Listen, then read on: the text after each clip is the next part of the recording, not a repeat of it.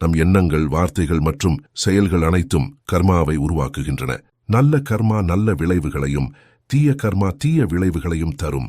கர்மாவிலிருந்து விடுபட முடியும், ஆனால் அதற்கு முயற்சி தேவை. கர்மாவிலிருந்து விடுபட சில வழிகள்: நல்ல கர்மாக்களைச் செய்வது, தவறான செயல்களுக்கு வருத்தப்படுவது, மன்னிப்பு கேட்பது, தர்மம் மற்றும் ஆன்மீகத்தில் ஈடுபடுவது.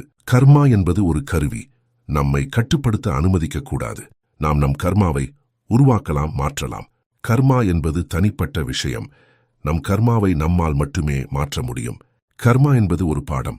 நம் கர்மாவிலிருந்து நாம் பாடம் கற்றுக்கொண்டு நம் வாழ்க்கையை மேம்படுத்தலாம். கர்மா என்பது ஒரு வாய்ப்பு. நம் கர்மாவை நல்ல விஷயங்களை செய்யவும் உலகத்தை சிறந்த இடமாக மாற்றவும் பயன்படுத்தலாம்.